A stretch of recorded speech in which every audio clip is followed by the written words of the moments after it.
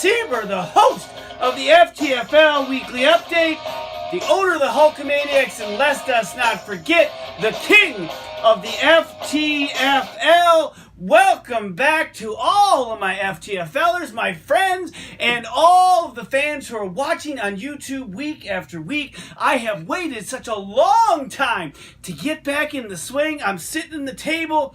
Things maybe look a little different, and speaking of different, we've got some new things this year. Of course, we'll get to that in just a moment. This is the number 3 trace of the FTFL Weekly Update. What began as simply a small little dream and just a wondering if people were even going to watch. And let's be honest, some weeks more people are watching than others, but still, we're in season 3. Man, we've got new guests planned. We've got new segments planned. Ha ha! Just you wait. And surprises abound all year long. By the way, thank you to all the FTFLers. The draft was absolutely lights out amazing. Of course, much of us in attendance. A few of us, as always, not in attendance. Topper's Pizza, first and foremost, thank you for the great grub and the super awesome selfie with the delivery guy. Oh my gosh, what a picture, what a moment. Andy, Matt, and John, you missed out. Of course, you also missed out on being there in person for the Swart and Markser Draft Day saga. Markser hiding stuff, Swart not finding all of his things, and of course, finding that piece of paper with 3 rounds to go. We'll see if that puts a hamper on his season. Of course, he'll tell us it probably would, as long as his season doesn't go as planned. Matt, thanks for finally going outside. The bar noise was horrendous. It reminded us a lot of Swart in the airport. Even with all that distraction, Matt, we're going to find out here in a little bit. You didn't do all that bad. I know, shocker. When it comes to the actual draft, a recap of the draft is coming along with Week 1 preview. DSUM's second title defense starts right now, as does John Linkowitz's quest for his first regular season victory in 350 days. We are 15 shy of not winning a regular season fantasy football game for an entire year. Keeping your kicker?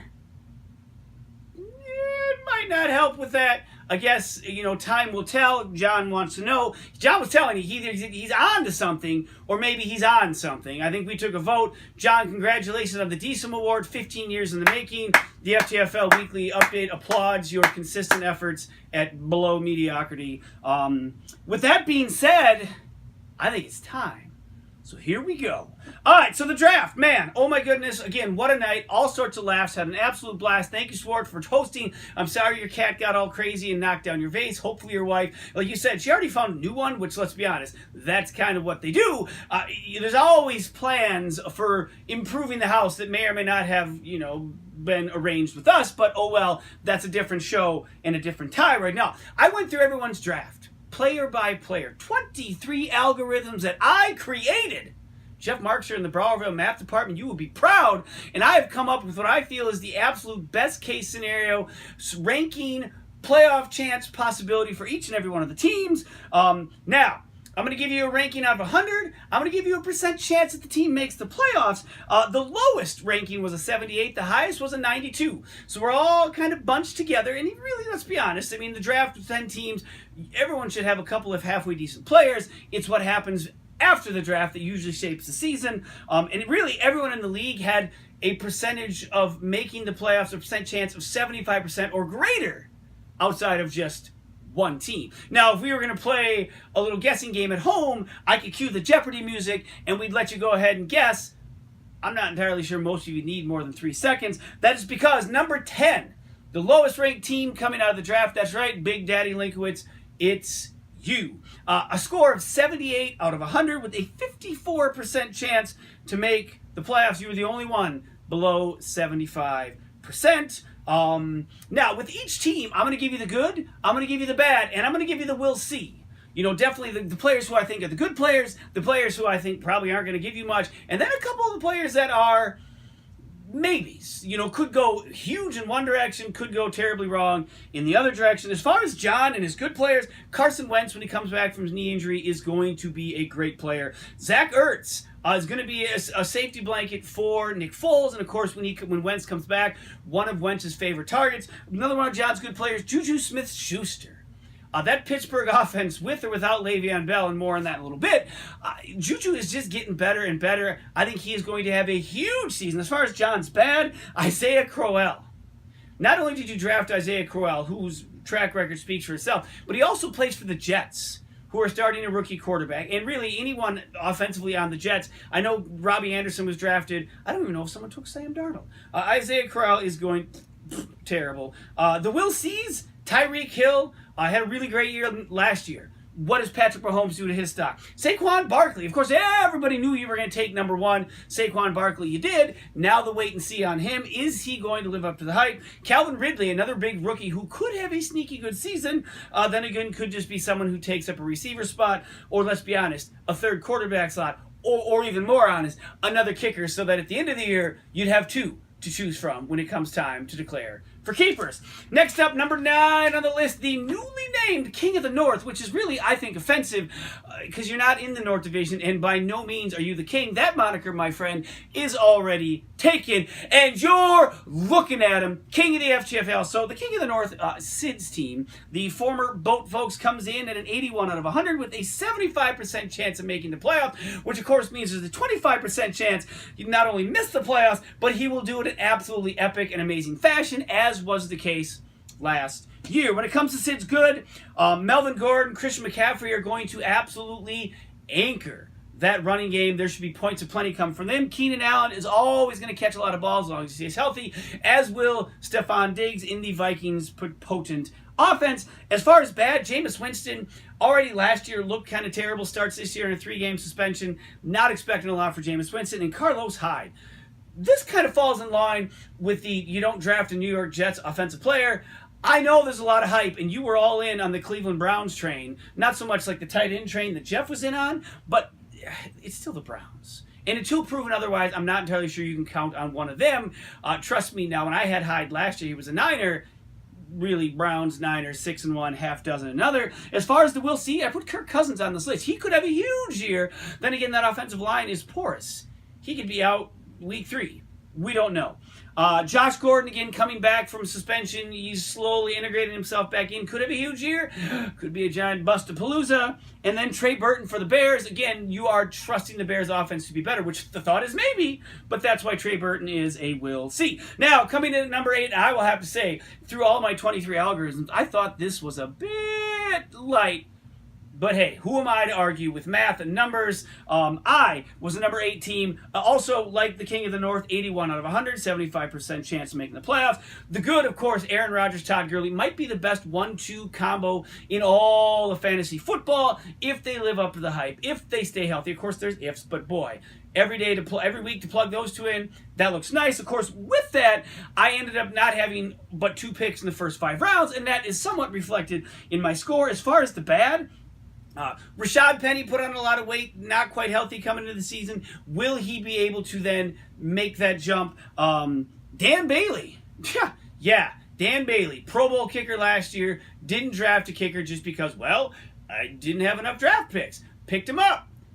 The very next day, he was cut by the Cowboys. Thanks, Jerry Jones. He's on the bad list. We'll see pretty much my entire group of wide receivers, from Hogan to Cooper Kupp, to Cameron Meredith, to Jamison Crowder. A lot of guys that could have a lot of receptions and have a big season, Sammy Watkins included, but also a lot of guys that just might not. And so hopefully they trend upwards, and maybe that 81 out of 100 is a little bit low, but we'll see. Number 7, the Radioactive Monkeys at 82, 1 point higher than Sid and I, 82 out of 100, 76% chance to make the playoffs. The good are his wide receivers. Man, Antonio Brown, DeAndre Hopkins, and Mike Evans. Play them every week. Now, I know you were talking about, I'm going to play all 3 receivers, and it's going to be great. I tried that, and others have too, with not quite as great a result as one would hope. As far as bad, your running back. This was the one position group out of all 10 teams that ranked out as a flat F. An F. If Joe Mixon isn't great, now again, you are banking on the Cincinnati Bengals to have a good offensive year, and they might. But beyond him, LeGarrette Blount, Devontae Booker, Rex Burkhead, some guy named Joe Kelly. that could be real bad. As far as we'll see, Tom Brady, Dak Prescott, both your quarterback. Tom Brady at some point is going to not be good anymore. Dak Prescott, he already wasn't super great last year. I think he's trending in the wrong direction. If neither of those guys pop, and of course we all assume Brady will, with the running back situation, your 82 might be a bit high, but again, we'll see. Coming in number 6, Swartz, Dojo of Pain, and intermediate salsa dancing, 84 out of 178% chance of making the playoffs. Kareem Hunt, definitely on the good, as is Golden Tate, really, because he's the only receiver. Now, Kenny Golladay is supposed to be better this year. I don't know. If he is, that could only help Golden Tate's chances. I don't think Marvin Jones is anything to write home about. He kind of had somewhat of a career year last year. Not sure he can repeat that. Golden Tate, though, is a reception machine. As far as the bad, Jordy Nelson. I know, former Packer. Aaron Rodgers' favorite target. It was clear last year that Jordy just doesn't have it anymore. And so, yeah, I'm not anticipating really great things out of Oakland for him. Tyler Eifert, he might have gotten hurt climbing out of bed this morning, rolled an ankle. Hard to say. That dude is a walking wet paper sack. He's going to get hurt. Bilal Powell, also on the bad for Swart. Jets running back, also Bilal Powell. Add that up, you get a big fat right. We'll see Patrick Mahomes. Man, we have no idea. And a whole team and a coach and everything. Success is riding on a giant unknown. Cam Newton, what direction is he going? Royce Freeman. A lot of people are big time, huge on Royce Freeman. You haven't seen much of him. Dalvin Cook, also a will see. Could be huge. Is he fully healthy? Will he stay fully healthy? That brings us halfway through. 5 more to go. I'm going to take a little sip here from my Badger Cup. Go Bucky. Maybe take a moment to just kind of shine off my 2003 FTFL championship.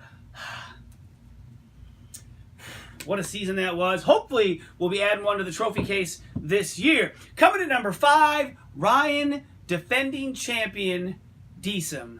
And yep, you guessed it, his old, crinkly, mildewy, fuzzy with growth, titties and balls. 84 out of 178% chance of making the playoffs. The good, Alvin Kamara, Mark Ingram, the 1-2 punch. I don't see any reason why they won't be great again this year. Of course, Ingram has 4 weeks off, but you know that might not be a bad thing. 4 weeks rest, he's going to come back with healthy legs. Julio Jones is always good. Travis Kelce, now if Patrick Mahomes lives up, even if he doesn't, I think Kelce's the one guy in that offense that is still going to be good regardless of how good Patrick Mahomes is. The bad, Marshawn Lynch, Marvin Jones. Marshawn Lynch, he is just done. The Oakland Raiders may not be as good as we thought they were going to be. Marvin Jones, he had a good year last year. I'm not expecting much out of him this year. The Will Sees, Andrew Luck, whole year away.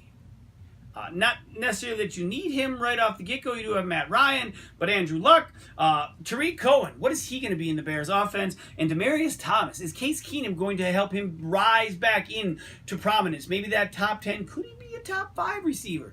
Talent is there. We'll see what happens on the field. Number 4, the Pack Attack. Eric coming in 85 out of 100 to 82% chance of making the playoffs. The good, the Gronk, Brandon Cooks, Amari Cooper. I think Cooks in his new setting, Amari Cooper now with Crabtree out the window. Both of those receivers are set for huge years. The bad, Jay Ajayi. I offered you AJ Green. I offered you Mike Evans. I offered you, now you got Jordan Howard in the end, and he's going to be in the Will See department. Jay Ajayi, he's a fine running back. He's in a backfield with 4 other guys. I don't really see how he was keeper worthy. Then again, his keeper stock was bolstered by the fact that, yes, once again, John kept a kicker. In the Will See, actually, the other bad for Eric, Jarvis Landry. Great receiver, Cleveland Browns. Again, we haven't seen enough, or let's be honest, anything from the Cleveland Browns outside of the blown out of the water hype. Maybe week 8, we look back in this and say, guess what? Jarvis Landry was a halfway decent pick. The Will See category, Jordan Howard absolutely is going to be the case. Lamar Miller, another running back who I think has a lot of talent and is on a fairly talented offense, especially if Deshaun Watson comes back to the level he was going last year. Lamar Miller could be huge, but he really hasn't proven it since coming to Houston. And then Drew Brees. Drew Brees kind of falls into the Tom Brady. Listen to me. How long have I been a football fan? Good Lord. Tom Brady. He's old. And last year, I mean, he still had halfway decent statistics. I think it was a 71% completion percentage, 72. He played amazing. but his numbers, overall production numbers, were way down. Either he's going to start to get worse, or he's just, that offense is changing around him. He definitely is in the will see category. We are now here, the final three, two of which weren't even at the draft. Maybe that's the strategy. Don't be in that room with all the chaos, the cat going outside, Marks are hiding your stuff, Deesum trying to keep track of everything. I mean, maybe the secret is to stay home, where you can focus. Number 3, I know, I was surprised when the algorithm spit this out too, but Matt, nicely done. 88 out of 100, 85% chance of making the playoff. The good, which has been the good for Matt now, I think 3 years running, Ezekiel Elliott, Devontae Freeman, 2 solid running backs in 2 great systems. Now, the Dallas system not as good as it was when Zeke had his really amazing year. Devontae Freeman is still going to make that thing go down in Atlanta. Kenyon Drake, I think Kenyon Drake is going to pick up where he left off, which means good things. And then, of course, Devontae Adams, now a clear number 1 receiver in Green Bay. With Aaron Rodgers back, there's going to be all sorts of points for that man. The bad Jordan Reed, kind of like Tyler Eifert. It's not if, it's when he gets hurt. I got burned by that fool last year. Good luck, have fun. Jamal Williams, yeah, Packers running back. The guy that's coming up here in a couple weeks, so Aaron Jones is going to be the thief. I don't know if Jamal Williams has enough in him. Plus, Green Bay with Aaron Rodgers just doesn't seem to like to run. McCarthy, run the football. It'll make it better for Rodgers. I promise. Just do it. But yeah, Jamal Williams, the bad. As far as the will see from Matt Stafford and Eli Manning, both very capable quarterbacks, but I don't know. We'll see. Larry Fitzgerald, again, another one of those Tom Brady, Drew Brees. He keeps playing well, but he keeps getting older. And at some point, the fact that he's old and he doesn't have any sort of, respectable quarterback, and Sam Bradford is not that, a respectable quarterback, it's not going to matter. At some point, his numbers are going to go down. Maybe that year and that time is now. Number 2 on the list, the pit of misery, Dilly. Andy, 88 out of 100, matching Matt's score, 85% chance he makes the playoffs. The good, Michael Thomas, Justin Tucker. I threw that in there to see if you were paying attention, Linkwitz. That's right. The only kicker I gave the good to, not yours. Yours is probably good too. But Andy's team, as I looked at it, I was like, 88. Kind of surprised me when I looked at his roster. In particular, because Le'Veon Bell, as of right now, this time that this is being filmed, has still not reported. Le'Veon Bell, you are a bum. You should not be in the league. And I really have no time for you. Andy's other good player, even though it pains me to say this, is Russell Wilson. Not that he's talented. He just somehow, some way, runs around in circles like a fool, throws the ball up, and then someone catches it. 322 points last year. That was huge. He's definitely one of Andy's good players. The bad, Jerick McKinnon. Yeah, he's out. See you later. Bye. Delaney Walker is a little on the old side of things. Maybe not the greatest player. Robert Woods, I just don't foresee being all that great out in L.A. You've got Brandon Cooks. You've got Cooper Kupp. I don't see Robert Woods doing much for Andy this year. In the we'll see category, I already elaborated on Le'Veon Bell. Deion Lewis got to play us alongside of Derrick Henry, which means he's going to steal touches from Derrick Henry. But boy, in the New England system, he kind of came and went. I don't know what kind of role he's going to have, so we'll see. OBJ coming back from an injury. Eli Manning is your quarterback. Again, I don't know if that absolutely guarantees points. And then Julian Edelman is going to miss the first 4 weeks of the season. By the time he comes back, Chris Hogan and Gronkowski and whoever else might still be there might have eclipsed the relationship that Tom Brady had with Julian. Andy, you have so many question marks. To be to 88 out of 100, number 2 on this list, I wouldn't feel comfortable with that at all. Lastly, but certainly not leastly, the only 3-time champ this league has, Mana, 3-time Lucky Pants champ, Mana, comes in at 92 out of 100. Magic 8 Ball, do we really think Jeff Markster is the best team in the league? Let's see what the Magic 8 Ball says. We'll dust that off. We'll use this from time to time. It says, better not tell you now. Well, dang it.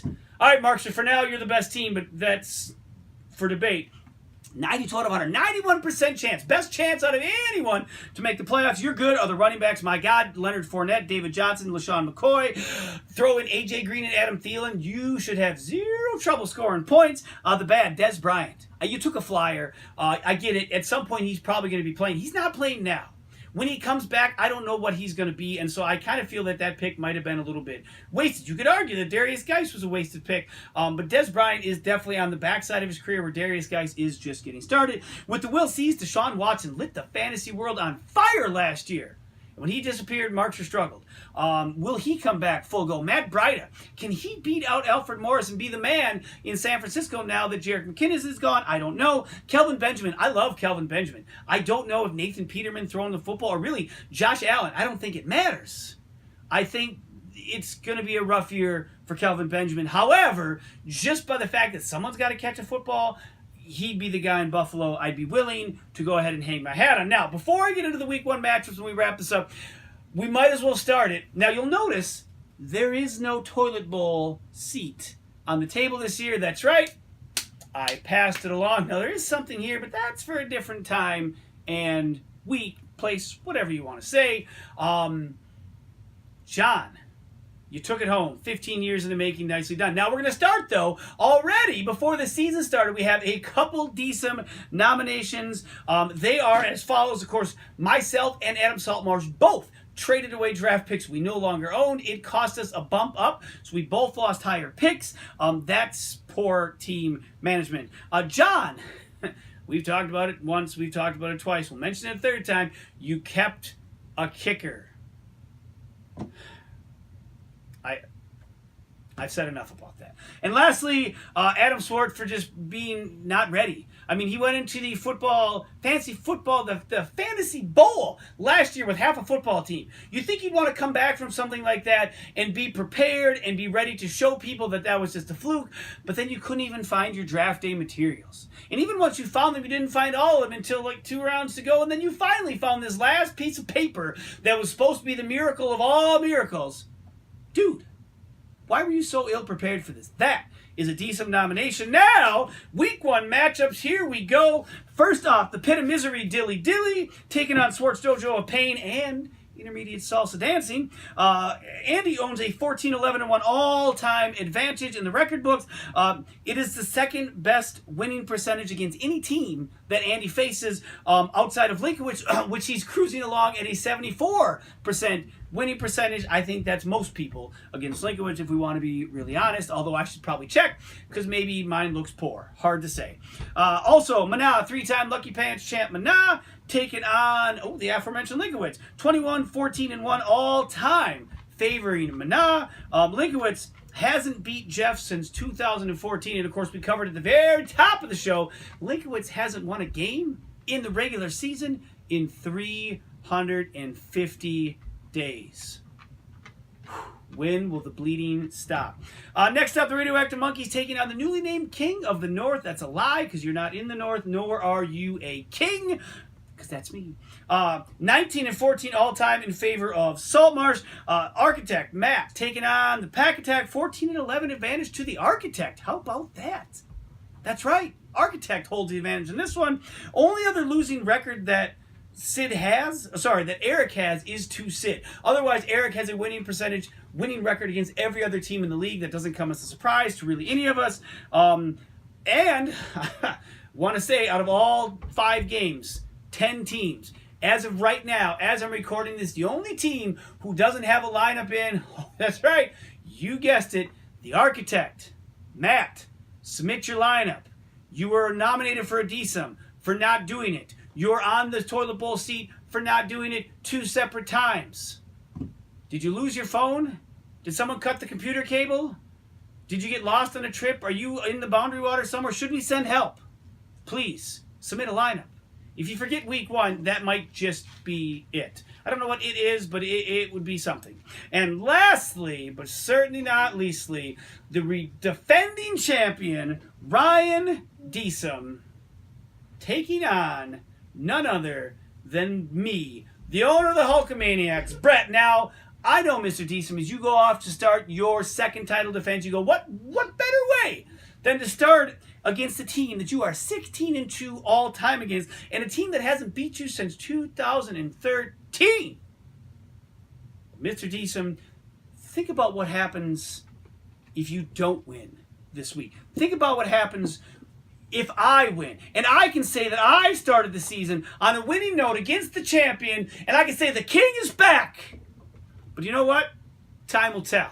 Because here it is, the beginning of the season. We're all undefeated. We all got high hopes. Well, let's have an absolute blast this year. Best of luck to everyone. And for now, Brett signing off. We'll see you next time on the FTFL Weekly Update. Woo!